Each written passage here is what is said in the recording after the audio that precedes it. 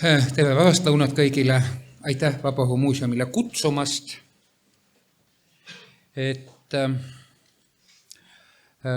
Minu jutt on siis talust, mis on Saaremaa Loode nurgas. Ja siin on, kui see droonifoto, ma mõtlesin, on algatuseks kõige parem, et seal üleval on näha meri, et on nagu mingi alla kilomeetri merest. Ja seetõttu on tal siis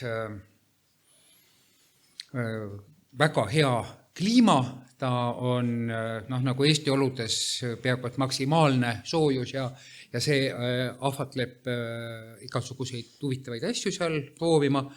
Seal on, ta on hästi põuane, see koht. Ja nagu te, see võib-olla pildilt isegi nii hästi ei tule välja, ja ta on puhtalt pahepealne, et see on puhas loopealne, alvar, hästi viljakas, õhuke, kiirelt läbikuivav muld. Ja ta on Tallinnast 280 kilomeetrit, mis tähendab seda, et mul võivad olla ükskõik millised aianduslikud kired, aga pärast tööd kastma ei jõua. Et selles mõttes kõik, kes seal taimed on, nad arvestavad sellega, et kui me seal oleme, siis me kastame ja kui meid ei ole, siis tuleb ise läbi saada. Ja siis vastavalt, kes sellise asjade korraldusega nõus on, need kasvavad. Nüüd sellest talust nii palju, et siis siin on olnud vana rehielamu, mis on ära lammutatud. See on uus elamu, mis on valminud 1930. See on kuur ja ait. See on laudavaremed ja laudavaremetes on abikaasal tarbeaed.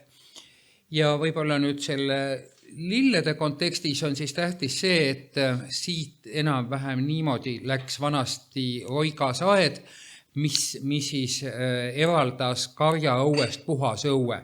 Ja see, millest täna juttu tuleb, on siis enam-vähem siin alal. Ja lihtsalt nagu puht juhuslikult või mis juhuslikult, et sai siis nagu valitud, et võiks ju selle taluaia jutu rääkida ka põõsastest või puudest, aga said nagu valitud need vanad lilled. Ja siin on lihtsalt sama vaade eelmisel suvel, 4 eri kuudel, kevadel, suvel, sügisel.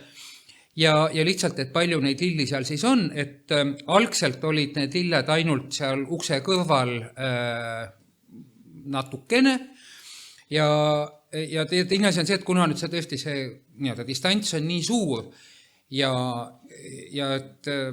et ega siis nüüd sisemine võitlus on ju sellega, et nagu te kõik teate, see aiandus on ju haigus, eks ole, et see lihtsalt ta kasvab. Ja et põhiline on see, et mitte rohkem teha ja kuidas hoida asjad ohjes, et sa jõuaks enam-vähem ära teha. Et nende aastakümnete jooksul on, alguses olid seal enne meid mõned taimed, mõned lilled ukse kõrval ja siis olid mul midagi seal otsaseinas ja nüüd on juba see otsasein ka kõik peenar. Aga et lugu meie poolt on siis selline, et abikaasa vanemad ostsid selle aastal 82 ja siis see maja oli seisnud tühjalt 10 aastat ja enne seda oli 10 aastat vanapereneine Roosi, kes noore inimesena Eesti ajal selle talu uue hingamise tõid, Roosi ja Mikkel, et see Roosi oli lõpus olnud halvatud 10 aastat, nii et kõik need lilled, mis seal enne meid on, peavad olema vähemalt istutatud 60-ndatel. Ehk siis see tähendab seda, et kõik, mis on enne meid, on olnud üle 70 aasta vanad asjad ja kindlasti nüüd see, kuni Roosi oli halvatud, 10 aastat tühi ja tegelikult kui alguses Anu vanemad seal olid ja seal ei olnud veel puurkaevu, vaid olid ainult salvkaevust, siis nemad küll ei hakanud lilledele vett tassima, eks ole. Et eelmisel sajandil nad on 40 aastat elanud ilma igasuguse kastmiseta. Et nad peavad olema jube head ja vastupidavad taimed. Aga enne kui konkreetsete taimedini jõuda, siis maja ees ja maja külje peal on, ja nüüd on pilt uksest välja ja siin on siis vana ajalooline peenar on see selline veetähe kujuline, mis läks teede järgi, et nagu suur sissesõidutee ja siit mindi nii-öelda abihoonete juurde ja seda ma olen natukene nüüd pikendanud. Ja siin nurga taga on veel üks rida taimi, mis said Anu ema sõstva põõsast asemele. Ja vaata enne küsiti siin terrassi kohta, et selle pildis ma tahtsin öelda, et mina olen seda meelt, et terrass iseenesest on tore ja hea asi ja mul ei ole iseenesest terrassi vastu midagi. Aga mina arvan, et Eesti-aegsesse taluõue kohe terrass mitte kuidagi ei sobi. Et seal on Eesti ajal kui söödi suvel külalistega õues, siis ikkagi laud oli õues ja toolid on muru peal ja muru on see, mille peal Eesti-aegses talus õues asi käib. Muidugi selleks peab selle muruga vaeva nägema, seda lauda tõstetakse ühe koha pealt teise koha peale, et muu ikkagi alt päikest saaks ja piisavalt tihe oleks, et ta kannataks seda, et seal istutakse ja tool oleks ja see ei ole nii lihtne, aga ma arvan, et põhimõtteliselt mööbel peab olema muru peal. Nii, aga läheks siis nüüd nende konkreetsete lillede juurde. Et lilled jagunevad kokku mul 3 kategooriasse, millel kategoorial 2 on 2 alamkategooriat. Kategooria 1 on need, kes on tänase päeva ettekande kangelased, on need lilled, mis siis olid enne meid seal.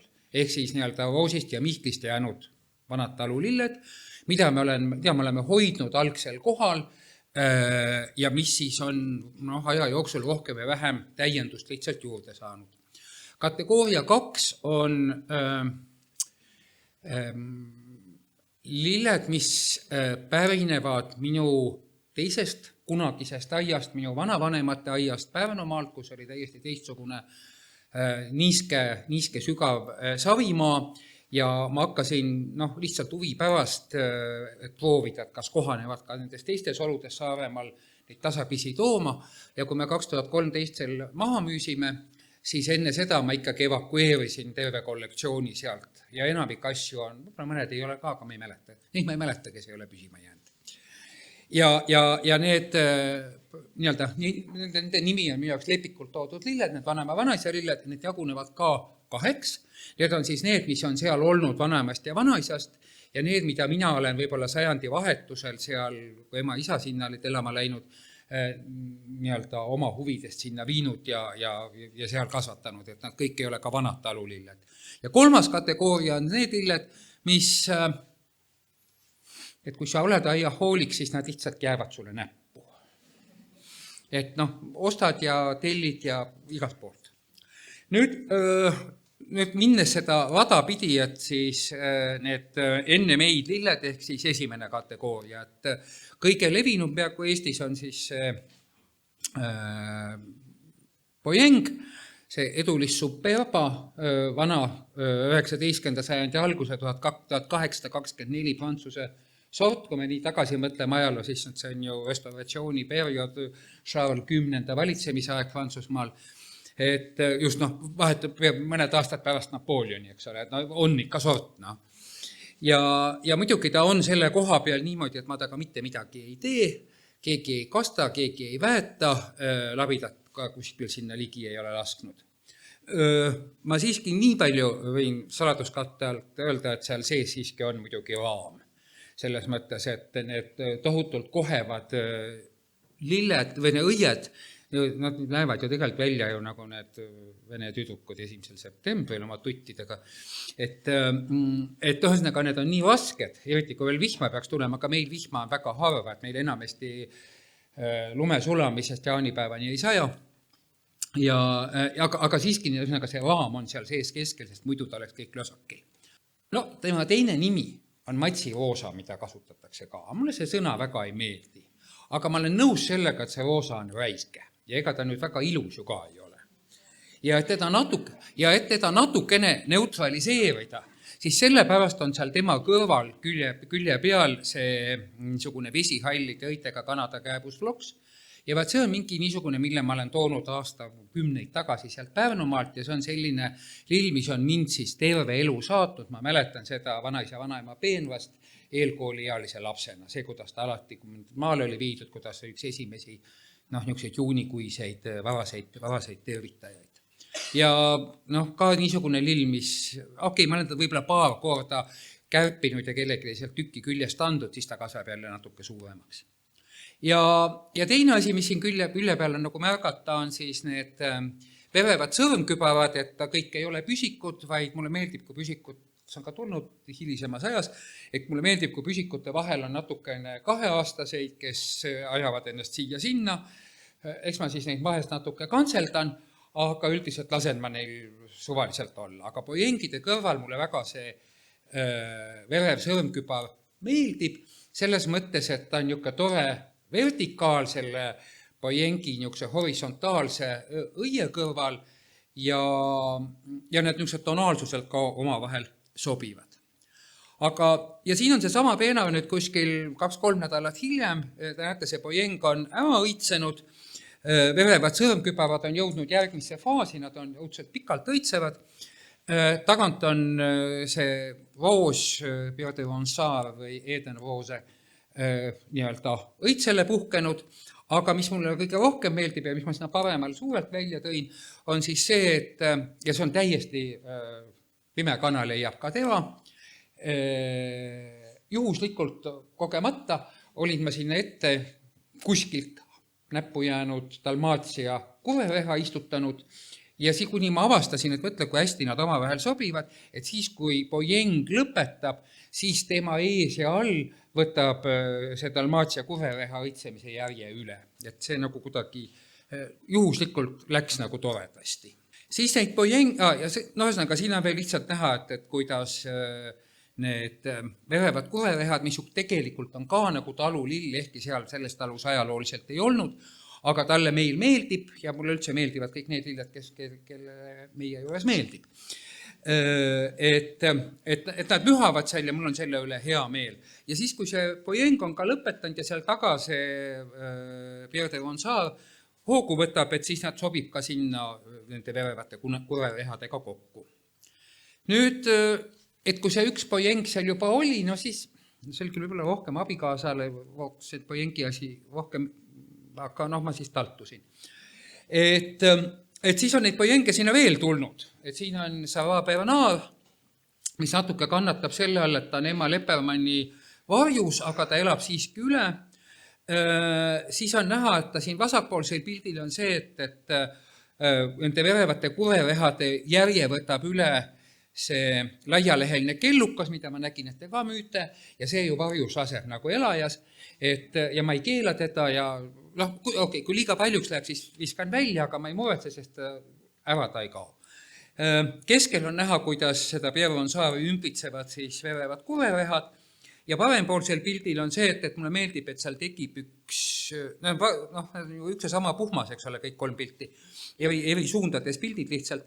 Ja kui nüüd vaadata majast mööda, siis ta õitseb enam-vähem ühel ajal seal maja nurga taga, kus tegelikult on rohkem mõeldud sellele, et käimle lõhna ei oleks, on üks selle jasmiin ja jasmiini taga väravast paremal see hele kõrge on Pennsylvania saare see valgeservaline vorm ja seal maja nuka vastas on siis kolkviitsia ja must leeder, aga et need roosad ka siis natuke ja siis see, et mulle väga meeldib, et murus on need marienblümchenid või marielilled, et mina neid vähendab minu jaoks seal niisuguses aias muru ei ole roheline asfalt, kuigi ma saan aru, et kõik noored maastikuarhitektid on veendunud, et muru on roheline asfalt, aga olukorras, kus ma nagu tunnen, et asustus on kõik välja surnud ja me oleme peaaegu et viimased elanikud seal ja metsik loodus on kõik üle võtnud, siis mina nüüd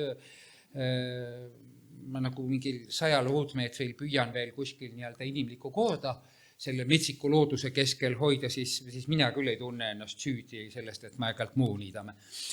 Ja me niida seda muru mitte liiga tihti. Ja siis neid poienge on tulnud veel, et siin on Lagodehi poieng, mis mulle ilmsesti meeldib, kusjuures pilt natuke moonutab.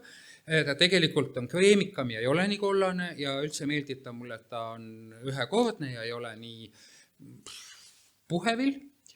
siis vanaema ja vanaisa aiast see nõnda nimetatud tillipojeng või ahtaleheline pojeng õitseb küll ruttu, aga vaat kui ilus, kui päike tal õie sisse paistab ja siis see õis, see punane läheb nii, ma ei tea, suurele kaanil on seda näha ikka, et see õieleht, see päike paistab läbi nende kroonlehtede, et see on mu meelest hästi ilus. Ja seal paistab välja ka see, kuidas see laialeheline kellukas juba on nii-öelda kaenlasse tulemas. Ja siis on tulnud sinna otsa veel nüüd igasuguseid puis- ja itohpojenge, mida sordinimedega ma teid ei tüüta, aga nad on ka toredad. Ja võib-olla nendest mulle endale kõige rohkem meeldib selle veekujulise peenva, siis ütleme aia sissejuhatuseks, see puispojeng Hephaistos. See sai omal ajal tellitud Istik-Prantsusmaalt. Ja no, talle meeldib meil. Et esimestel aastatel ma ikka lugesin neid õisi, aga nüüd on neid nii palju, et kes neid jaksab. Ja see on juba natuke niimoodi,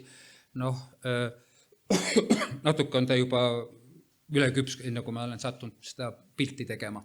Ja taga on siis näha niisugust niitmata ala ja see on see, et seal on kõik läbisegi igasugust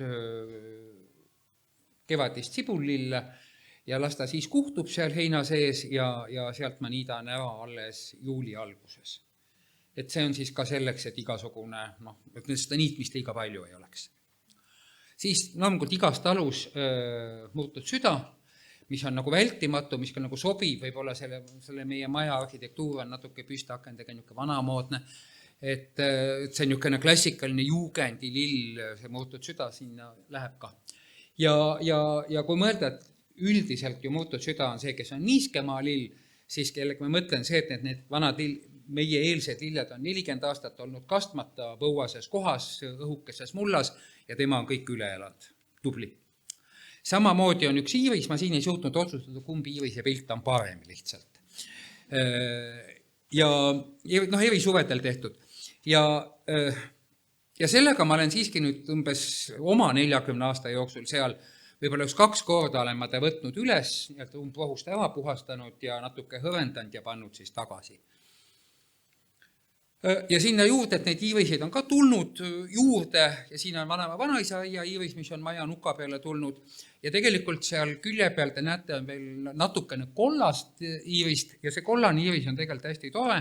See on umbes 2 kilomeetrit meie õuest metsas märgatud, ja siis hakkad vaatama, et tõepoolest lihtsalt sellest sõja ajal maha jäetud talu õuest ongi mets peaaegu et saanud, aga et seal olid nii titepätt ehk käokinga ja kollast iivist veel alles. Et kui see on ikka nii vapper lill, et ta on nii-öelda teisest maailmasõjast maha jäetud talus metsas vastu pidanud, siis ma nagu lihtsalt kaapisin ühe väikse tüki kaasa.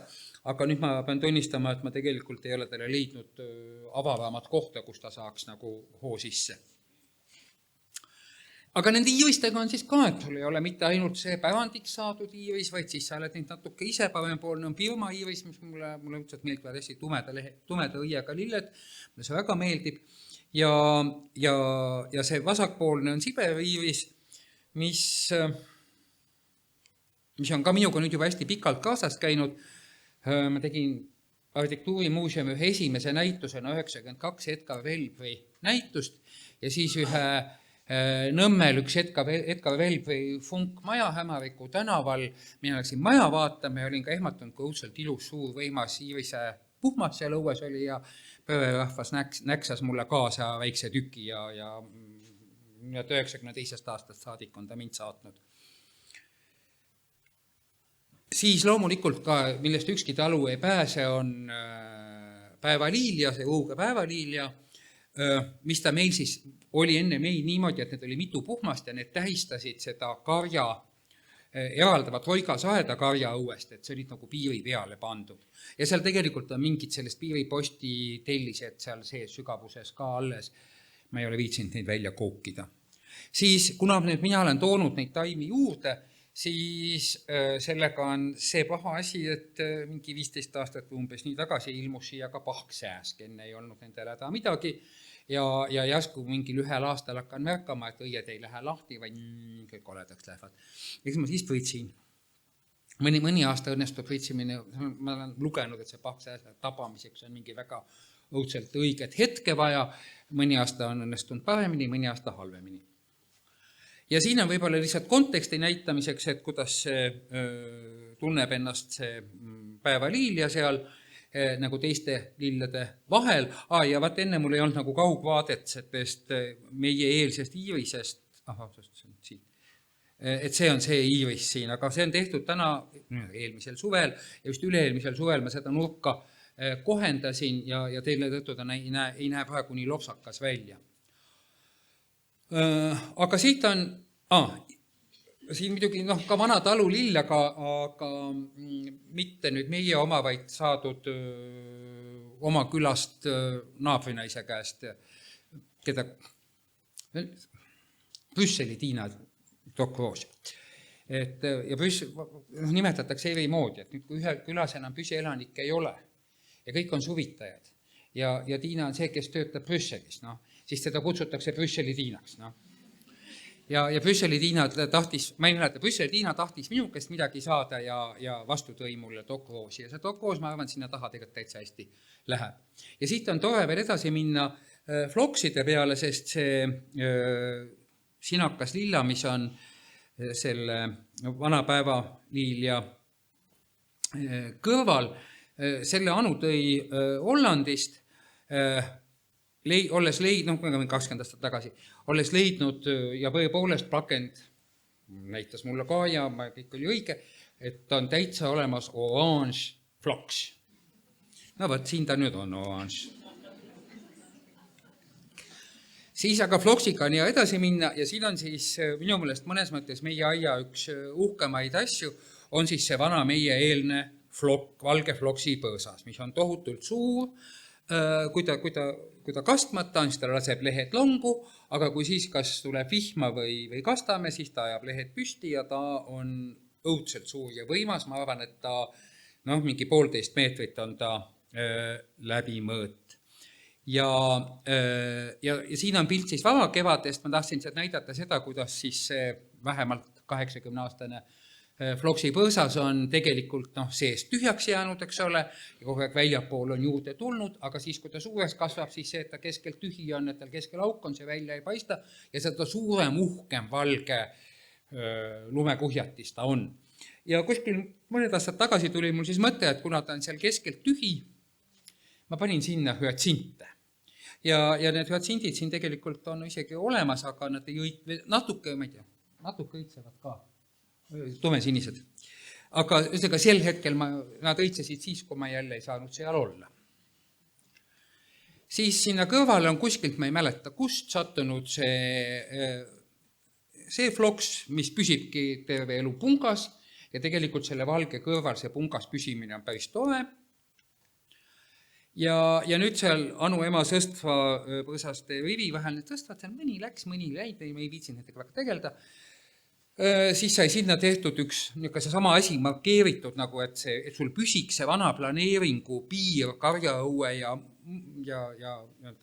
puhta õue vahel, et siis sai tehtud niisugune, et on 4 pojengi ja nende vahel 3 floksi, et need pojengid on su esimene pool, floksid on teine pool. Ja mis sealt välja ei paista, aga mis ma sinna veel vahele panin ja mis mullest on tegelikult ilus, aga see on liiga kaugelt vaade ja ega neile seal võib-olla väga ei meeldi kasvada ka, aga ma katsume ikkagi, ma otsin lepitust. Et seal on Makedoonia äiata vahel. See, kes on need niisugused õhulised, hästi tumepunased nööbikesed. Ja kuna need on kõik niisugused roosades, valgetes toonides, siis need tegelikult on seal vahel päris ilusad. Ja all on veel hakakapsas, nagu lihtsalt pinnakatteks nende põõsaste all ja seal sees on krookust, aga krookused tegelikult võib-olla nii hästi ei tule välja, sellepärast, et ma tegelikult nendele puis- ja itohpojengidele panen talveks väiksed kuused ette, mitte külmama seal ei karda millegiga, kuigi eelmine kevad võttis külm aprikoosi õied, millest mul oli kahju ja me aprikoosidest jäime ilma. aga ma rohkem on see, et need poiengid lähevad muidu päikese käes, on lõunas avatud, lähevad päikse käes lihtsalt liiga vara õide ja Kristina Hellström ütles mulle kunagi, et tema Hiiumaal ei saa üldse puispoiengi kasvatada, et külm võtab kogu aeg õied ära. Noh, mul ei ole kunagi võtnud, aga ma kardan ja sellepärast ma neid kuuski sinna ette panen ja siis need kookused ei paista välja. Siin on veel üks, siin paremal pool üks niisugune huvitav, kes tahab, võib öelda selle kohta ka haige õiega floks, aga see, et ta on seal teiste vahel niisugune valge ja pruunikas kahvatu, et muidu need värvikombod võivad liiga äkiliseks minna, et mulle selles mõttes meeldib seal vahel. Siis järgmine meie eelne, kuigi ta siin pildil võib-olla ei tule nii hästi välja, on Geo King, Saaremaa keeles titepätt. Ja algselt siin Emma Leppermanni all, muidugi Emma Leppermanni ka enne ei olnud, Emma Leppermann ka meie istutatud ja ta lihtsalt on nüüd juba suureks kasvanud. Ma võtan talt neid alumisi okse ära, et need lilledel rohkem ruumi ja valgust oleks, aga Emma Leppermann kannab nii hästi, et pole lugu.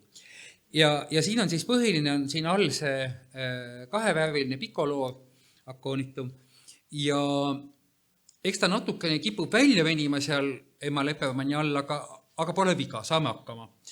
Ja siis ma tõin sealt Pärnumaalt selle sinise ja kuskilt olen ma ostnud ka selle valge, kes mulle tegelikult väga meeldib, sest valge püsib hästi kompaktne ja on väga kena. Aga vaat, nendega on nüüd niisugune lugu, et välja ei lähe, aivo haga. Et ma ei tea, kas nende jaoks on liiga kuiv või ühesõnaga me saame hakkama, aga erilist rõõmu ei ole. Nii, siis see ei ole, seal on nüüd paremal pool see pildil, te näete seal peenvas selle Sarabe Naari ja Tillipojengi vahel, siis seda muskuskassi naerist, mis on ka vana talulill. See ei ole meie õuest, aga meil on kõrval Sumbküla, eks ole, kõrval talu on sõjastraadik tühi, maha jäetud ja seal see kasvab. Ja on läinud ka edasi tee peale, vaat see maha jäänud Pädaja talu ongi, Pädaja õu on see. Ja igale poole tee äärtes on see sama muskuskassi nääris levinud.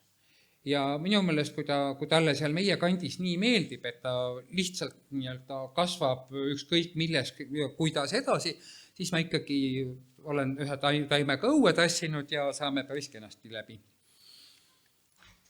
Siis, mis ka ei ole meie selle A-kategooria taim, kes seal enne meid oli, vaid ta on see B1 vanaema vanaisa juures toodud, aga ka, keda ma mäletan oma varasest lapsepõlvest.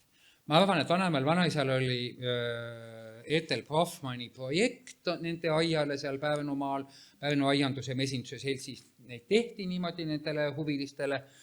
Ja sest seal oli nurgas, see on Ethel Brafmani maastikuarhitekti kindel stiil oli see, et nurgas peab olema kahearuline kask. Ja vaat selle kahearulise kase tüve najal oli alati seal aias see sinine kukekannus. Ja kukekannus on natuke pirts, ta tahab alati saada kõvasti sõnnikut, siis kasvab ja siis ma ei tohi muidugi õiget hetke mööda lasta, mille tuleb kinni siduda, sest muidu ta kukub ümber. Pooltel suvedel ta kaus olla ongi juhtunud see, et ma ei raatsinud veel seda nööri panna ja kui järgmine kord tulen, siis on juba hilja.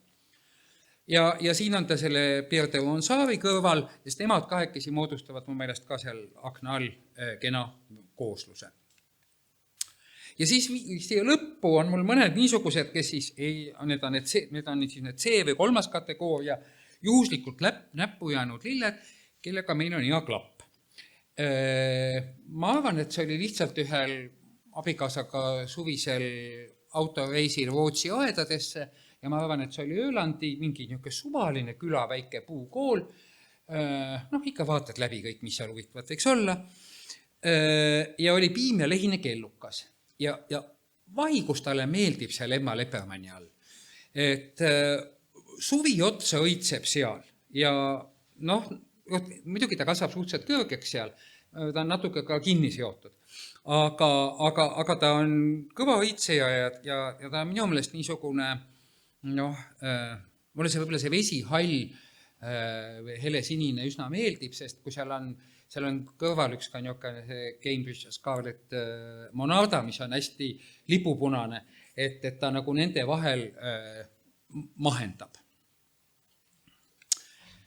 Siis Sigulda lillelaadart. Vaatepüvilill. Ostsime nii vaatepüvilille kui kahkja pühilille. Kahkjas püvilill oli imeilus üks suvi, järgmine aasta läinud. Ja see laseb nüüd iga aasta aina uhkemini juba peaaegu 10 aastat. Ja lihtsalt talle meil meeldib ja kuna talle meil meeldib, siis tema meeldib meile ka. Ja siin on see suureõieline tõnnike, mis on ka ju niisugune lolli kindel, et sobib meile. Aga siin ees on tal siis kannuslill, mis mulle lihtsalt on alati hea põuakindel, küll lühiealine. Mul on tal alati Lääne-Euroopas avalikus haljastuses hästi meeldinud. Ta on niisugune huvitav mahepunane, mis võib-olla igale poole ei sobi, aga teatud kohtadesse see kahkespunane Asklepias on natuke sama tooni. Aga ta nagu teiste asjade vahele sobib ja minu meelest oli päris tore ja ta on nüüd ühe suve olnud, et ma õudselt loodan, et ta veel vastu peab ja et ta siis annab ise külvi. Sest ise külv on ka üks hästi tore asi, et ise külv, mul võttis aega, kuni ma avastasin, et on terve rida taimi, kes teevad ise külvi. Ja see oli ka nagu märk, et kui sa teed ise külvi, siis järelikult sulle meil meeldib. Ja siis ma olen nagu tänulik neile ja siis ma ei viska neid välja, neid ise külvinuid, vaid reguleerin. Ühe ma olen küll välja visanud. Mesiohaka. Kuigi see oli väga ilus mesiohakas, aga ta läks liiale. Ja see oli veel selles mõttes, et see oli, ma olin selle saanud Peeter Ulase käest asukalt. Peeter Ulas oli selle toonud Kütiorust Valdur Ohaka käest, et sellel tamal lillel oli kõik niisugune pikk ja ma olen teda mitmele Liljan Meistrile ja kõigile kellele veel edasi kinkinud, aga ta siiski ei olnud ohjeltav. Nii et ta läks sauna taha. Ja siis tänan teid tähelepanu eest niisuguse sügisese septembri pildiga, et siis on nagu hooaeg läbi. Aitäh!